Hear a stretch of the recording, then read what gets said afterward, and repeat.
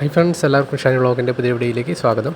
ഇന്നത്തെ വീഡിയോയിൽ നമ്മുടെ കുറച്ച് മണി പ്ലാന്റുകൾ ഹാങ്ങിങ് ആയിട്ട് വെച്ചതും, അതേപോലെ നമ്മൾ വാട്ടർ പ്ലാന്റ് ആയിട്ടും ഇൻഡോറൊക്കെ ആയിട്ട് സെറ്റ് ചെയ്തിട്ടുള്ള കുറച്ച് പ്ലാന്റുകളും, അതേപോലെ പ്ലാന്റുകൾ കെയർ ചെയ്യുമ്പോൾ നമുക്ക് ശ്രദ്ധിക്കേണ്ട കാര്യങ്ങളൊക്കെയാണ് വീഡിയോയിലൂടെ നമ്മൾ പങ്കുവയ്ക്കുന്നത്. ഇതിപ്പോൾ നമ്മൾ ഔട്ട്ഡോർ ആയിട്ട് വെച്ചിട്ടുള്ള കുറച്ച് എൻജോയ് പോത്തോസും നിയോൺ പോത്തോസിൻ്റെയൊക്കെ വെറൈറ്റികളാണ്.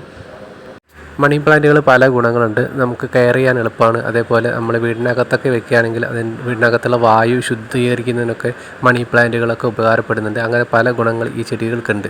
അപ്പോൾ ഇത്തരത്തിലുള്ള പല വെറൈറ്റി മണി പ്ലാന്റുകളുണ്ട് നമ്മുടെ കയ്യിൽ. എൻജോയ് പോത്തോസ്, നിയോൺ പോത്തോസ്, അതേപോലെ മഞ്ജുള, സിൽവർ സാറ്റേൺ, അത്തരത്തിൽ കുറച്ച് വെറൈറ്റികൾ നമ്മൾ പല രീതിയിൽ ഹാങ്ങിങ് ആയിട്ടും വാട്ടർ പ്ലാന്റ് ആയിട്ടൊക്കെ സെറ്റ് ചെയ്തിട്ടുണ്ടായിരുന്നു.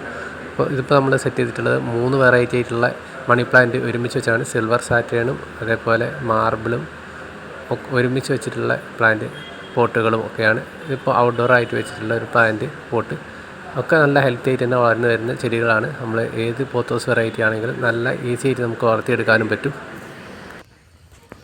ഈ പ്ലാന്റുകളൊക്കെ നമ്മൾ ഇൻഡോർ ആയിട്ട് വെക്കാൻ വേണ്ടിയിട്ട് സെറ്റ് ചെയ്ത് വെച്ചിട്ടുള്ള ചെടികളാണ്. ഇതിൽ തന്നെ നമ്മൾ ഗോൾഡൻ പോത്തോസ്, നമ്മളെ മണി പ്ലാന്റ് വെറൈറ്റികളൊക്കെ ഉണ്ട്. പോത്തോസ് വെറൈറ്റി, നിയോൺ പോത്തോസ് ഉണ്ട്, അതുപോലെ എൻജോയ് പോത്തോസ്, നമ്മൾ വാട്ടർ പ്ലാന്റ് ആയിട്ട് സെറ്റ് ചെയ്ത് വെച്ചിട്ടുള്ള പ്ലാന്റ്സ്, ഇതൊക്കെ ഒന്ന് റീസെറ്റ് ചെയ്തിട്ട് നമ്മൾ വെച്ചിരിക്കുകയാണ്. അതുപോലെ തന്നെ മാർബിൾ പോത്തോസാണ്, സിൽവർ സാറ്റിനും ഗോൾഡൻ പോത്തോസും. ഇടയ്ക്ക് നമ്മൾ ഇൻഡോർ ആയിട്ട് വെച്ചിട്ടുള്ള ചെടികൾ ഈ രീതിയിൽ നമ്മൾ പുറത്തെടുത്തിട്ടൊന്ന് റീപോർട്ട് ചെയ്യാനും, അതേപോലെ ചെടികളുടെ ഇലകളൊക്കെ ഒന്ന് ഉണങ്ങിയ ഇലകളൊക്കെ ഉണ്ടെങ്കിൽ അതൊക്കെ ഒന്ന് മാറ്റിയെടുക്കാനൊക്കെ നമ്മൾ ഇതേപോലെ ഒന്ന് പുറത്തേക്ക് എടുത്ത് വയ്ക്കാറുണ്ട്.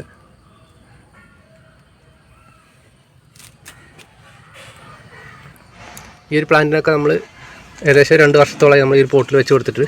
അപ്പോൾ അതിന് ശേഷം യാതൊരു വളങ്ങളും ഇതുവരെ ചെയ്തിട്ടില്ല. വെള്ളം മാത്രമാണ് ഒഴിച്ചു കൊടുക്കാറ്.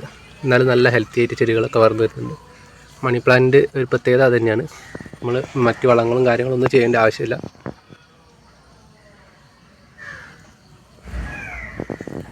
എപ്പോഴും നല്ലൊരു കൂളിംഗ് അറ്റ്മോസ്ഫിയറാണ് നമ്മുടെ ഈ മണി പ്ലാന്റുകൾക്കൊക്കെ നല്ലത്. വെയിലത്തൊക്കെ വെക്കുകയാണെങ്കിൽ ഇലകളൊക്കെ കരിഞ്ഞു പോകാനൊക്കെ സാധ്യതയുണ്ട്.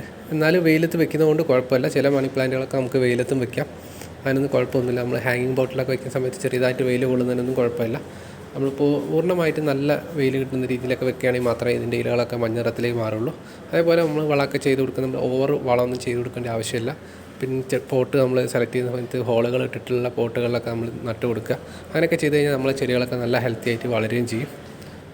അപ്പോൾ ഇത്രയൊക്കെയാണ് നമ്മൾ മണി പ്ലാന്റുകൾ വളർത്തുന്ന സമയത്ത് നമ്മൾ ശ്രദ്ധിക്കുന്ന കാര്യങ്ങൾ. അപ്പോൾ വീഡിയോ അവസാനിപ്പിക്കുകയാണ്. വീഡിയോ ലൈക്ക് ചെയ്യാൻ മറക്കരുത്. മറ്റൊരു വീഡിയോയിൽ കാണുന്നവരെ എല്ലാവർക്കും ബൈ ബൈ.